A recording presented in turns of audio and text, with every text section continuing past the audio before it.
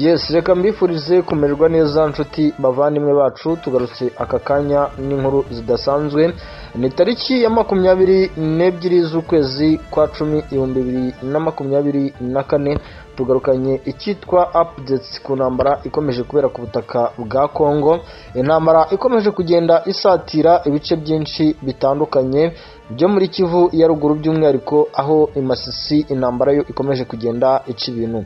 Ni igisirikare cya Repubulika ya Kongo FARDC gikomeje gukora buri kimwe cyose gishoboka cyataka ibice byose bigize teritwari ya hano Masisi, gishaka gufata ibice nk'iminova ibweramana, ari nako kinajujubya umutwe wa 23 kugira ngo kirebe yuko cyakwinjira hariya mu misozi y'Irubaya, ariko urabona yuko ibintu bitoroshye habe na gatoya. Ni nako kandi nanone Irubero naho nyuma yuko M23 ikomeje gukora buri kintu cyose gishoboka ngo irebe yuko yafata icyitwa Rubero zone, urabona yuko ibintu bitoroshye habe na gatoya. Ni intambara ikomeje kugenda igaragaramo icyitwa tactique nyinshi zidasanzwe ziri kuzanwa n'iki gisirikare cya Repubulika ya Kongo FARDC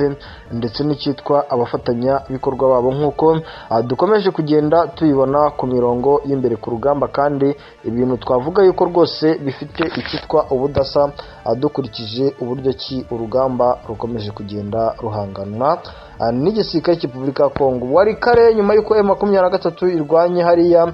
mu bice byegereye za Pinga, M23 ikarwana mu bice bya hariya Karembe, bihagaze bite ko M23 igisirikare cya Repubulika ya Kongo FARDC gikomeje guterwa ubwoba bukomeye nuko M23 yaba iri gutera intambwe yinjira muri Warikare, nyuma yuko rero igisirikare cya Repubulika ya Kongo FARDC ngo gifashe umwanzuro wuko kigiye gukoresha indege za Sukhoi 25 ndetse na Sukhoi 34 mu rwego kugira ngo barebe yuko bagaba ibitero kuri uno mutwe wa M23. Ariko ibi byose ndakubwiza ukuri yuko bitoroshye habe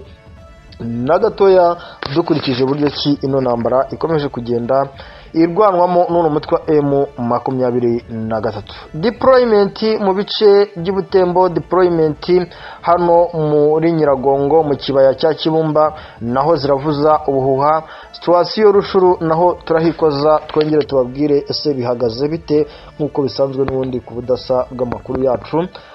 ya hano rwose, aho turangajwe imbere no kubagezaho byinshi ku biba bikomeje kugenda bigaragara muri ino misozi yo muri Kivu y'Amajyaruguru, ikomeje kugenda igaragaramo icyitwa intambara karundura ikomeje kuba hagati y'umutwe wa M23 n'igisirikare cya Repubulika ya Kongo FARDC. Twihuse cyane rero dutangirire mu misozi ya hano Irubero, aho igisirikare cya Repubulika ya Kongo FARDC gikomeje kugerageza gusheringa ku mutwe wa M23, aho igisirikare cya Repubulika ya Kongo FARDC abasirikare bagerageje gushinga imbunda hariya Imbuwa hafi y'Umumore ndetse n'Imavono hafi y'ishyamba ry'Ikibwe ndetse n'Ikamore, bagasheringa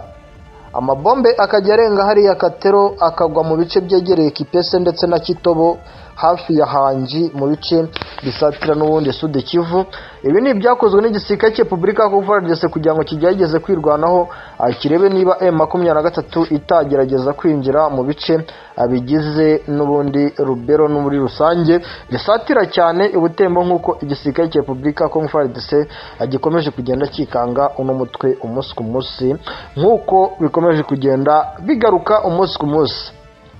N'amabombe agera kuri 2 yaje guterwa n'igisirikare cya Kongo FARDC. Ku munsi w'ejo nabwo hatewe amabombe agera kuri 3. Ibi ni by'igisirikare cya Repubulika ya Kongo FARDC gikomeje kugenda gikoresha mu rwego kugira ngo kirebe yuko cyahangana n'uno mutwe wa M23. Ni nyuma yuko icyitwa MONUSCO nacyo gikomeje kugenda gitoza bano mu basirikare bari gukoresha zino mbunda ziremereye mu gusheringa mu birometero bya kure cyane. Ibi ngibi bikomeje kugenda birebwa n'abantu benshi ba kino gihugu, ndetse benshi muri bo bakanabigaya, bakavuga yuko MONUSCO ikomeje kugenda irengera mu rwego rwo gukora bino bikorwa byo gushyigikira icyitwa igisirikare cya Repubulika ya Kongo FARDC, nk'uko bikomeje kugenda bigaragara. N'amabombe rero yaje guterwa, ariko ku bw'amahirwe nta muturage wahakomerekeye, ku bw'amahirwe nta muturage waguyemo, ku bw'amahirwe nta musirikare wa M23 waguyemo cyangwa se hagira ikibazo kiba n'ubundi M23 byaje kuba aho M23 nyuma y'uko ifashe ibice byegereye za Migeri, igafata ibice byegereye za Ngango, ikafata ibice byegereye za Kitowa ndetse n'ahitwa za Buriba n'ahitwa za Kageri, yagize gutya ihubaka ikoranabuhanga ridasanzwe n'ubundi riburizamo icyitwa ibisasu, byaba ari ibitewe n'indege cyangwa se byaba ari n'ibirashwe hakoreshejwe izi mbunda ziremereye. Nyamuneka ibi nibyo bikomeje kugenda bigaruka bikorwa n'igisirikare cya Repubulika ya Congo FARDC, nk'uko dukomeje kugenda tubibona ku mirongo y'imbere ku rugamba, urugamba rukomera cyane ku ruhande rw'igisirikare cy'uno mutwe, ari nako runakomerera igisirikare cya Repubulika ya Congo FARDC gikomeje gutegura ibitero karundura kuri uno mutwe, ariko uno mutwe nawo ukihagararaho mu buke bwawo ndetse ukanafata n'ibice byinshi bitandukanye mu buke bwabo, nk'uko bikomeje kugarukwaho muri rusange. Iyi ni M23 nyuma y'uko hatewe amabombe atandukanye mu minsi yegeranye ibiri, ku munsi wo kuwa mbere ndetse no kuri uno munsi wo kuwa kabiri, mu bice bya hano Ikarungu, Bikara, mu bice byegereye Birundure no mu bice byegereye hariya ahitwa Gunda, no mu bice byegereye hano mu bice byegereye Arimbongo, mu bice byegereye hano Kanyamabo, no mu bice byegereye hano Rukuveve, Matembe, Kisenga ndetse n'ahitwa Kasigiri, mu bice bya Muhuma, imisozi n'ubundi igize umuhanda uhuza Rubero zone n'ibice by'Ubutembo. M23 yahise igira gutya iha deploying abasirikare kugira ngo irebe yuko yaburizamo ibitero by'igisirikare cya Repubulika ya Congo FARDC, nk'uko amakuru dukomeje kugenda tuyahabwa n'abasirikare ndetse na bamwe mu barebera hafi ibyo M23 ikomeje kugenda ikorera ku mirongo y'imbere ku rugamba umunsi ku munsi. Ni urugamba rudasanzwe rero M23 ikomeje kugenda irwana mu misozi myinshi itandukanye yo muri Kivu ya ruguru. Ni intambara idasanzwe ikomeje kugenda ihanganwamo n'igisirikare cy'uno mutwe, nk'uko dukomeje kugenda tubihabwa umunsi ku munsi.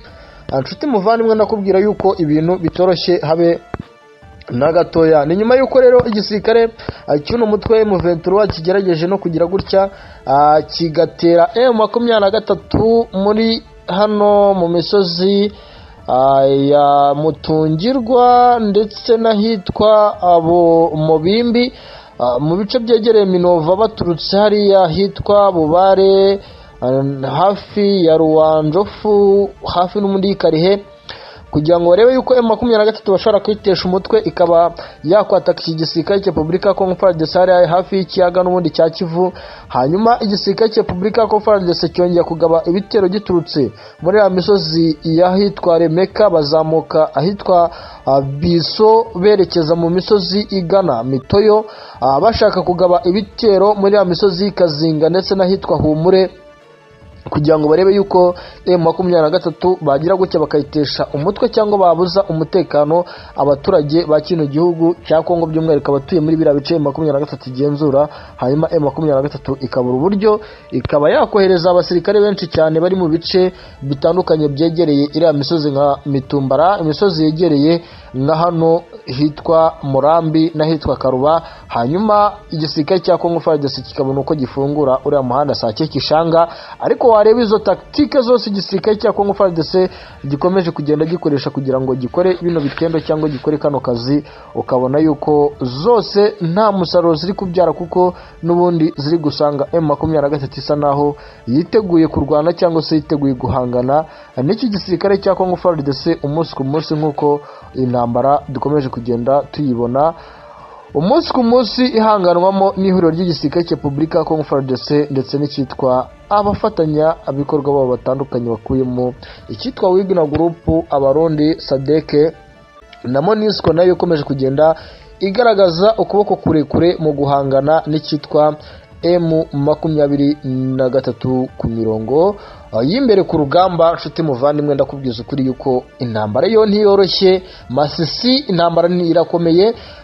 hitwa Rubero intambara irakomeye, Rushuru naho nibyoroshye, Nyiragongo icyitwa deployment ziravuza ubuhuha, kuko nk'ubu ngubu mu bice bitandukanye bigize inkengero za Monigi, ibice bigize inkengero